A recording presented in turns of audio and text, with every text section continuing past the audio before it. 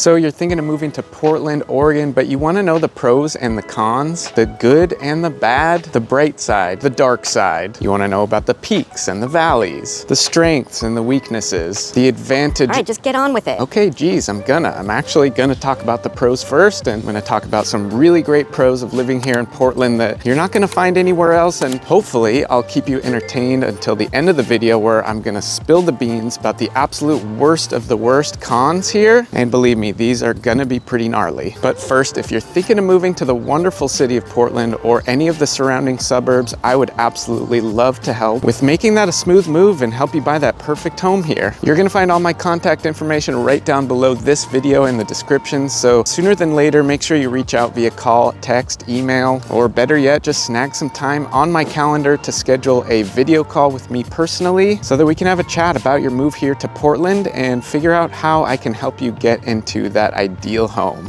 All right, so there's always gonna be a little bit of good and a little bit of bad depending on where you live, and that's no different here in Portland, so let's dive in. And so right off the bat, the thing that stood out to me the most when I first moved to Portland was the fact that it really actually doesn't feel like that big of a city, mostly because it's divided up into smaller neighborhoods that have their own unique style and charm, kind of like this one.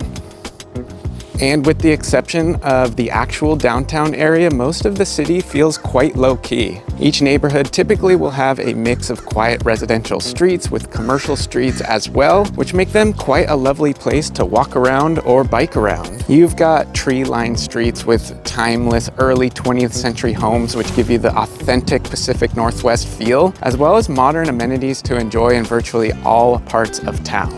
Speaking of beautiful homes though, another great thing about Portland, believe it or not, is still the real estate prices. The median price of a home hovers right around the 500s depending on market conditions, so sure, it's not cheap to buy a home here per se, but compared to other major cities in America, the bang for your buck that you get here is pretty hard to beat. Even if you look at the one other major city in the Pacific Northwest, which is Seattle, home prices are over 35% lower here than there. It's no competition compared to what you can get for your money in Los Angeles or San Francisco, but it's actually comparable to cities like Austin, Texas, and Denver, Colorado. One of the absolute best things about Portland, if you don't already know, is the food scene. Oh man, you can find so much good food here in Portland. There's a gourmet food truck scene. There's incredible cuisine from all over the world and unique restaurants of all price ranges that make this such a fun place to eat. There's a number of websites out there that dub Portland one of the top foodie cities in the US, but you'll have to see for yourself.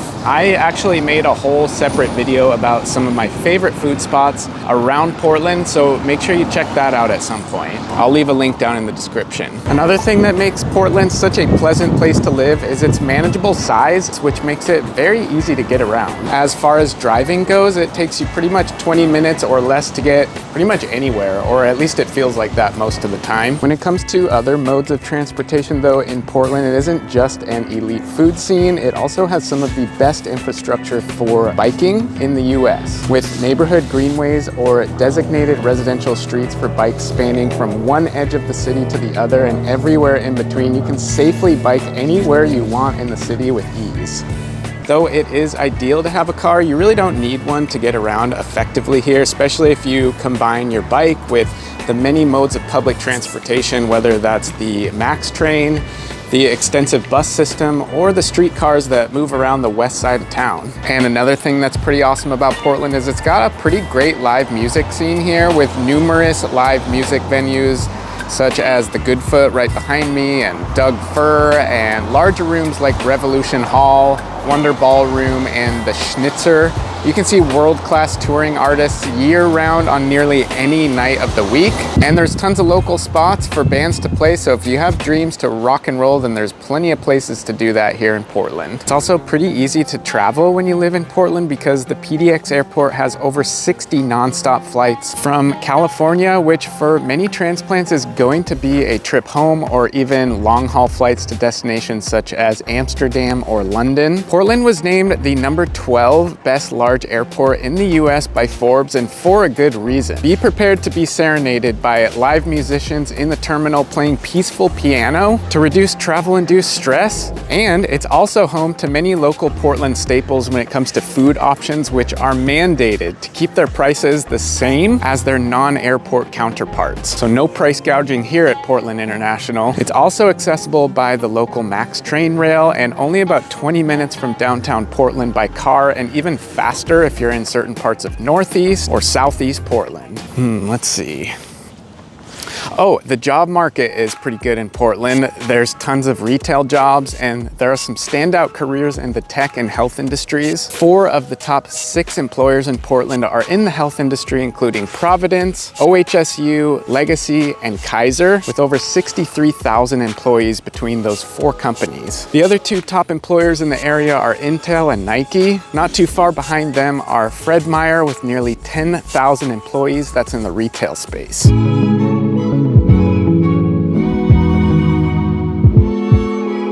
And in my opinion, one of the absolute deal sealers for living in Portland is the nature. Drive 30 minutes or so in any direction, north, south, east, west, and you could find yourself in beautiful wilderness. There's endless camping, hiking, backpacking, even skiing and snowboarding within an hour or less of Portland. Not to mention over 200 parks right in the middle of Portland, including the largest urban forested park in the United States. It is just an incredibly beautiful place to live, and I've been all over the United States and I've been all over the world, and I haven't really found any place that's like this. This park that I'm in right now is called Laurelhurst Park, and it is right in the middle of Southeast Portland. However, it's all fun and games until tax season comes around. We'll ease into the cons with something that's a pro, but also a con. There is no sales tax on anything in Portland. So when you get the check at the end of your meal or you go on a shopping spree, you pay what your bill says, no extra tax. However, Oregon does have one of the highest income tax rates in the country and can be as high as 9%.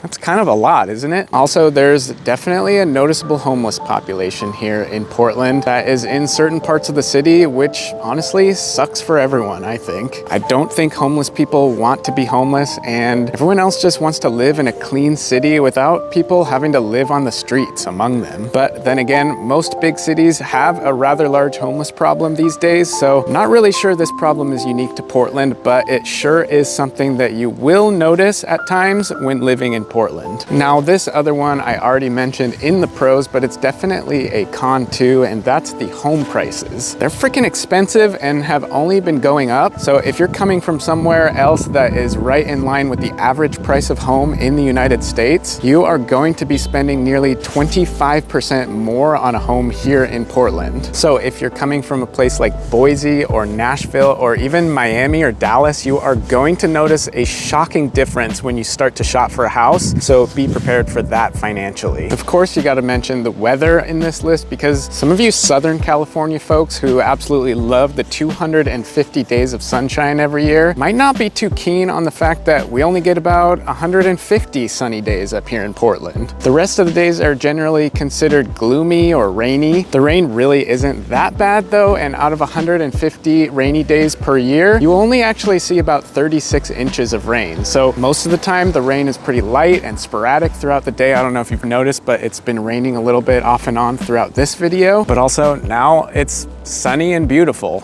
So if you don't really like the weather here, just maybe wait 5 minutes or so. Now, I did make some other videos about the weather specifically in Portland, so if you want to learn more about that, go down into the description after this video and find those links. Now, there's definitely a bit of a stigma around new people moving to Portland and stealing jobs and ruining the economy and causing home prices to spike, right? Which maybe there's definitely some truth to. I mean, objectively, when more people want a certain thing, it causes the value to go up, and more people are realizing that this is simply a better place to live than most. But I swear, this is a real thing. When I first moved to Portland, maybe a few months after I got settled up here, I found a note right here on my car that said, "Overpopulate another state." Needless to say, after that, I changed my plates from California to Oregon, and pretty quickly, and you know what? It never happened again. Now I'm a local. I wouldn't say I'm a native, but definitely a local. Speaking of lots of people moving here, there's definitely a growing problem of traffic in the city. It's getting worse and worse for sure, mostly because the city's infrastructure was not designed for the current population. Many of the main thoroughfares are narrow streets with one lane going in either direction, but even the highways get clogged up pretty bad. Like if you'll be commuting west from Portland back into Beaverton, for example, just forget about it. Basically heading towards the center of the city in the morning is rough, and heading away from the center of the city in the evening is rough. But all other times, it's actually pretty dang easy to move around, like I mentioned before in this video. Now, if you're still watching and you're enjoying this content, please don't forget to smash that like button, and maybe even consider subscribing to the channel if you want to see more videos like this. It really helps out the channel as well as other people that might find value in this type of content. Thank you. Now, in 2020, in an act of possibly bad timing aligning with the pandemic, as well as the civil riots that occurred nationwide, Portland made the bold move to decriminalize all types of illegal drugs. Initially, this was done in an attempt to steer people away from jail and more towards treatment for their drugs. But in a lot of ways, that plan kind of backfired on us, and with the convergence of all the other things happening at the time, including a growing crisis of synthetic fentanyl use on the streets, the result just ended up being lots of people, mostly homeless, doing drugs in open air. It's not the best situation, but is it getting better? Well, I actually talk about exactly that in this video right here, so check it out and find out for yourself. Thanks for watching, and we'll see you over there. Thanks for watching.